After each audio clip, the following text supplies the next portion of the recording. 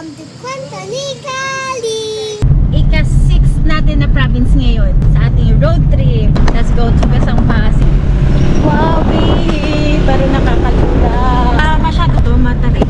Pero grabe no, imagine mo na lang yung mga Japanese, paano sila nakapunta dito sa taas ng bundok natin. This is my classroom today.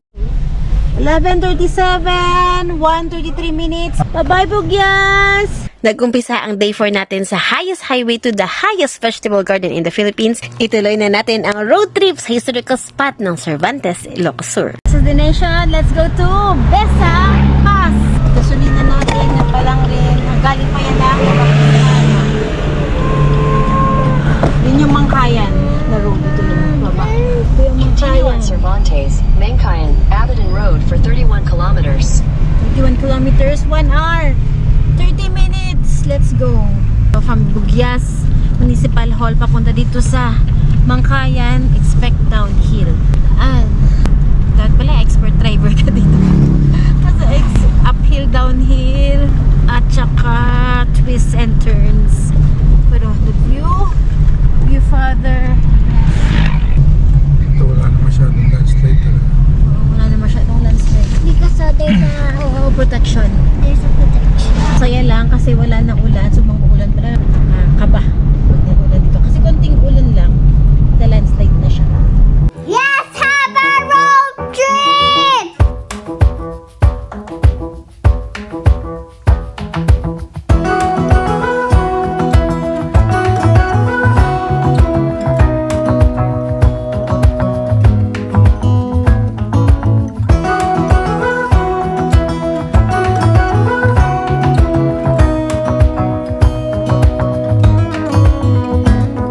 The windows closed, the fear and doubt. I stopped and turned, trying to find out. So dito sa area na to, sa Mangkayan, Bugyas, siya yung center nila. Ang dami namang gasoline station, yung mga local gasoline station. So hindi siya nakakatakot. Tapos kung may sira, maraming din mga motor shop sa daan. There might be something I forgot, but all I know is that I miss you a lot. A lot. 7 days of eternity, 7 days in another country. Station, 1 hour, 11 minutes. Ito yung tsura niya. Twists and turns. Downhill pa lang ngayon. Every cell screams stay right here, and my legs they freeze us in fear. We got time after this, but I'll need you as my brightest light. Even in the darkest night, you shine so bright.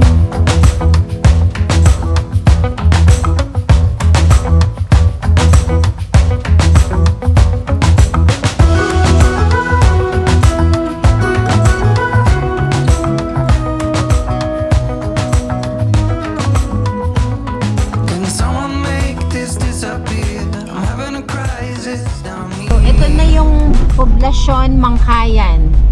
Munisipyo ng Mangkayan. Ito sa pataas dyan.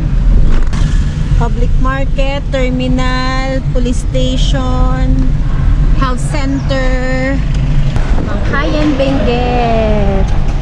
So, nakapunta tayo ng province ay Pangasinan, Nueva Ecija, Nueva Vizcaya, Ifugao, Benguet. 5 province nga. Bureau of Fire, Mangkayan. Time check, 12:10. 1 hour, exactly 1 hour. Nasa Besang Pass na tayo.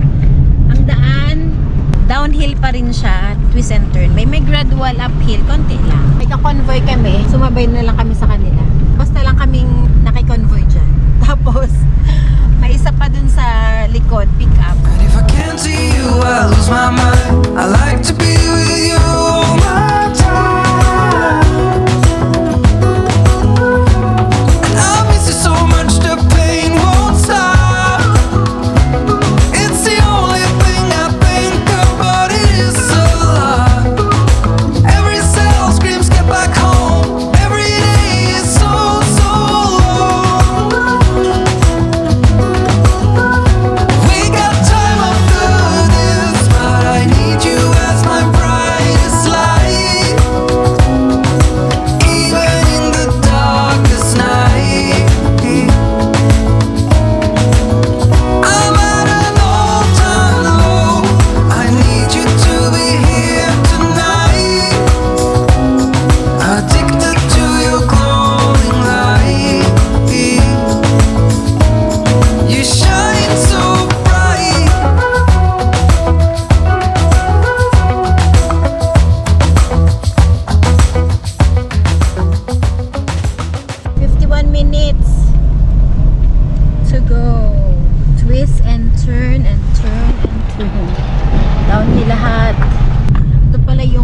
Kulalo. Ito yung uphill papunta dun sa Mangkayan. Papunta dun sa Bugyas. As in. Wow. Ito yung barangay pala. Barangay Kulalo, Mangkayan. Mangkayan pa rin to, Benguet na. Wow! Benguet, Ilocosur. Welcome to Ilocosur. Welcome to Cervantes, Ilocosur. Ilocosur na ika-6 natin na province ngayon sa ating road trip. Yay! Nakita natin yung boundary. Yay! Thank you, Lord. Benguet, Ilocosur boundary yun. Yay! Congrats! Congrats, my love! 5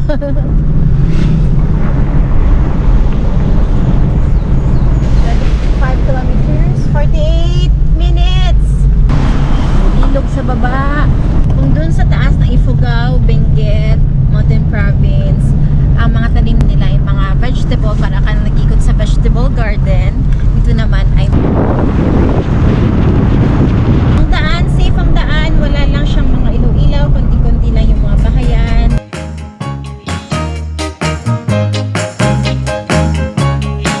I gotta love, love. I gotta love, love. I gotta love, love. I gotta love. Cervantes, more on Palayan. Tatay, what can you say? Yay! Straight line na siya, hindi na siya nasa driving tip pagdating nyo sa Barangay Kulalo. Barangay Kulalo. After siya ng boundary ng Cervantes at saka Mangkayan, dun siya uphill lahat with the twists and turns. Yun lang yung sa Kulalo, yung paakyat siya lahat. Magaling kayo dito sa La Union. Dami dito resort. Kaya pala may mga ganito. Yan may mga resort. Yan pala, oh. Kasi yun, oh, ilog. Doon sila nagliligo. May mga ilog-ilog dito sa baba. Hindi na tayo pupunta dito sa ilog na yan. Kasi mag-surfing na sila. Yun yung reward natin sa kanya. Dito sa area na to, maraming resort. Dahil dyan sa ilog na yan. Ilog! Yan. So, since kagabi ay umulan, ang ilog nila ay color brown. Dito na tayo sa bayan ng Cervantes, Ilocosur. Take the next left onto Tagudin, Cervantes, Sabangan Road. So, dito lang, 35 minutes away. Punta na tayo sa Besang Pass. Welcome to Cervantes! Welcome to Cervantes! Cervantes, Sabangan Road for 19 kilometers. Sasama din sila. Yay! African tulip that is non-native and harmful to the bees. Sa Cervantes, ito walang makikita yung petrol. Wala pang Shell. So far so good. Meron pa tayong gasolina. Galing Nova Vizcaya. Ilang na bars na iwan, ilang bars na natanggal. So meron pa tayong 400 kilometers to go. 12:38, 34 minutes. Let's go to Besang Pass. Yes, malapit na. Ang aming ka-convoy, nandun pa rin sila. Pero yung aming si pick up wala na. So baka si pick up mababa na yun. Thank you!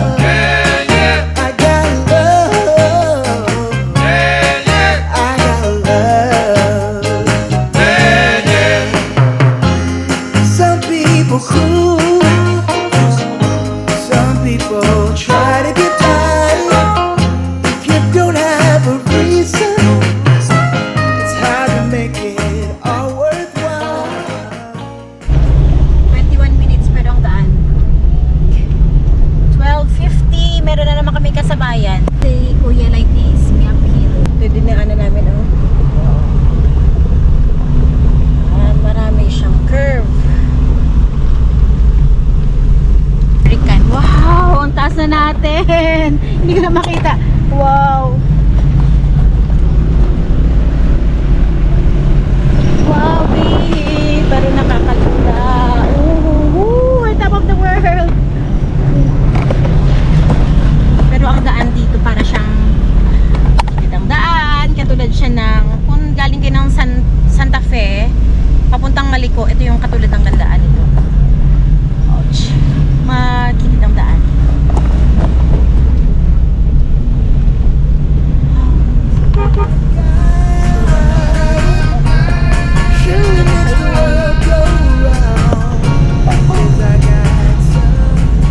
Meron pa tayong 13 minutes more to go.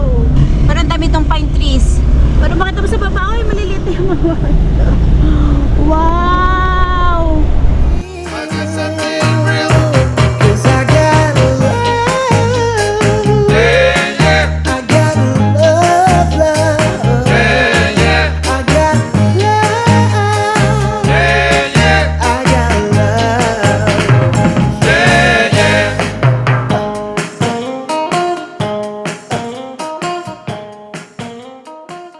Tayo sa Besang Pass Natural Monument.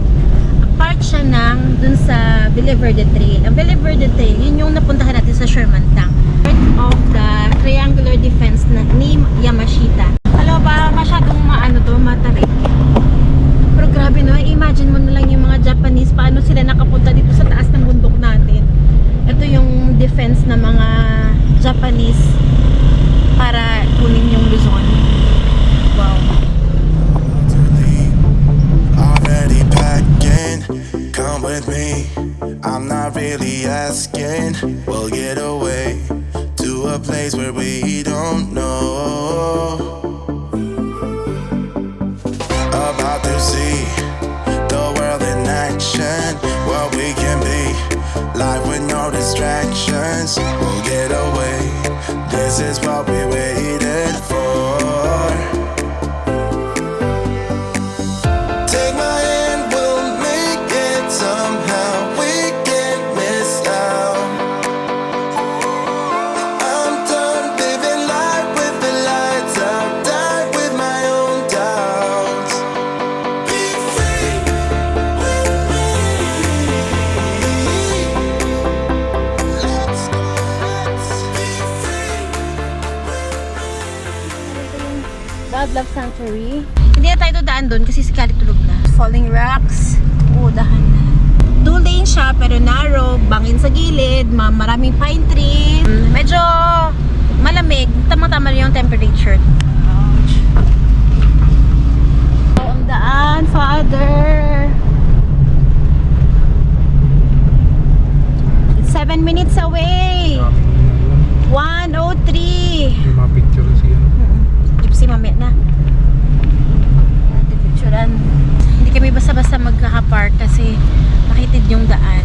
Maraming nahuhulog na bato. Tulig to. Nagiging one lane siya dahil sa mga bato. So, best time to visit Besang Pass is morning time. Para makita mo yung daan kasi ang daming twists and turns. Wala ding ilaw. Wala din bahayan dito sa taas. Puno siya ng mga pine trees, yung mga kahoy dito, pine trees lahat. Para naman kami naging angel. Yan, sundin natin yan sila kuya. Manuboy tayo sa kanila.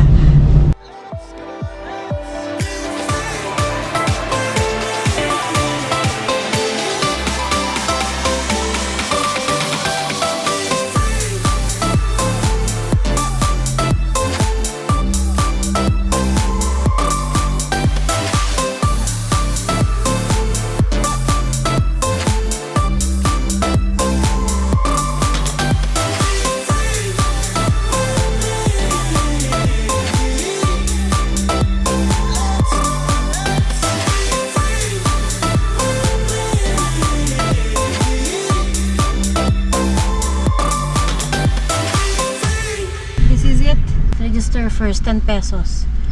Yes! Nandito na tayo! Besang Pass. Akyat tayo dun sa taas. That is it. Kadi ka sa right. Good afternoon po. Ito yung Besang Pass Natural Monument. Kalikasan. So, right. Magkano po bayad? 10 per head lang po. Dalawa kayo ma'am. Ah, sige. Dito? Ako. Thank you. 10 pesos. Ito yung Besang Pass Natural Monument Landmark. It's 1,500 meters above sea level. Na-proclaim siya ng April 23, 2000. Wow. Ano pong meron dun sa taas, ma'am? View deck lang po ma'am. Okay, view deck lang. So, ito talaga yun, yung Besang Pass. Dito yung World War II 1945 ma'am. dito nag-surrender. Yung mga Japanese. Japanese. Dito sila natalo. Dito sa area na to, dito sila natalo. Lahat itong bundok. Ah, kasi dun sa along the road, meron nakalagay Besang Pass. Dito kasi nagkampo yung mga Yamashita mo. Okay. Yung mga Japanese. Ito dito kasi hindi pwede mag-video. May bayad tayo 9,000. Pwede daw cellphone lang, konti-konti lang. So ito, yung ito yung Besang Pass is part of the Tiny money. triangular defense ng Yamashita. So, di ba galing tayo ng Maliko? Bakit na naging may tank dun sa taas ng bundok? Kasi yun yung Villa Verde Trail. Tapos pagbaba nun, yung Barete Pass, hindi natin pinuntahan pero nakita natin siya ang daan. Ito naman yung Besang Pass. So, nakaganyan siya. Dito naka-base ang mga Japanese soldiers dati. So, dito na place na to, itong specific na place na to, dito nag-surrender ang mga Japanese sa Filipino-Americans. Wow. So much. From Las Piñas City. Las Piñas City. Thank you so much. Si Sir, Ingat kayo. 68 68 years old na yan si Sir. Galing. Numbers lang daw ang tumatanda sa Sige po. And that's the car that we talked to them. It's wonderful. And I can see the cars running. I can see the cars driving. I can see the Downhill, the road going to the surfing place. Where's the surfing place? I can see. Sa baba. Doon sa baba, doon. Dun pa. Where are you going? Stop! Back! So dito sa area na to, dito meron siyang room for rent. Tapos sa baba, pwede siyang camping area ito dito. So 250 or 200, ipa-flash ko lang, nakalimutan ko dun sa baba, per head. Dito sa kanilang viewing deck na camping area. 2656. Let's go down. Let's go to La Union.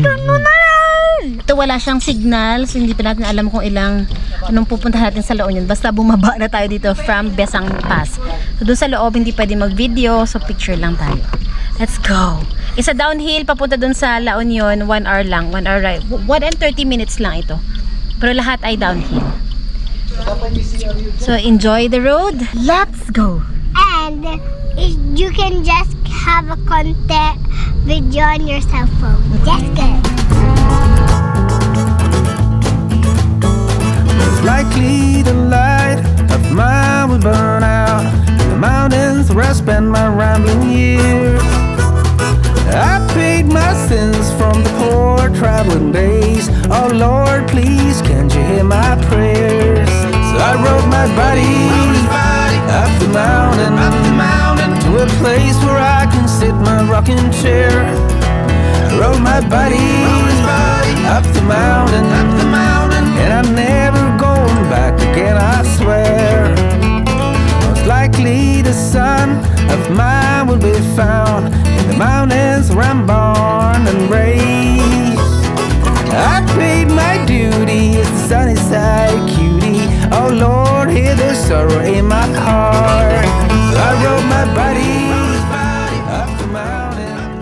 Araw na ito, tapos meron pang landslide doon sa side. So ingat.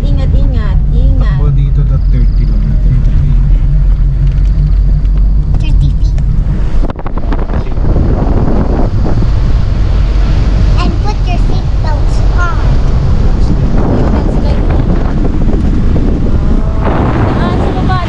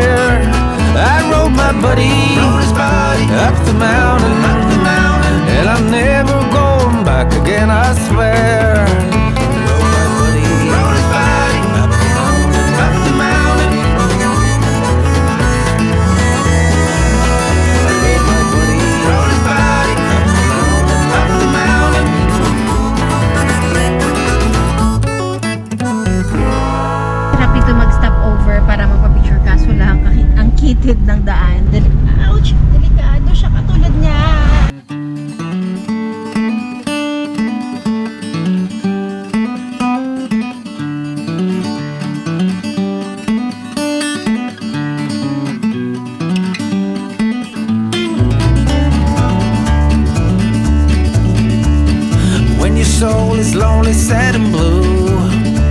Ain't got no loving shoulders to lean on. There's always a sunny side across the river. Take a ride, take a swim, and all your worries go away. Go cross the river and you'll be fine. Go counting winners, it's right down the line. You'll be alright. Dito sa pababa, makikita mo lahat na daanan mo. Ilang bundok kaya ang dinaanan namin ngayon. At nakakatakot dito pag umulan. Like the Kayangan Road papuntang High Springs.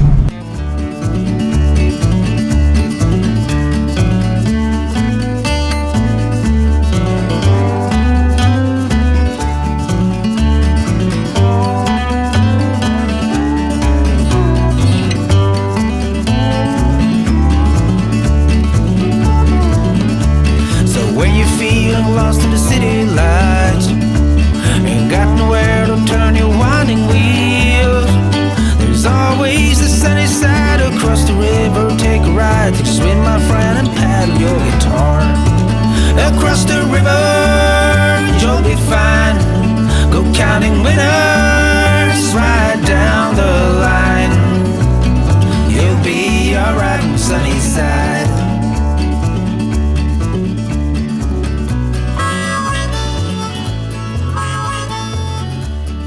That is Dapdap Tree. Wow, beautiful Dapdap.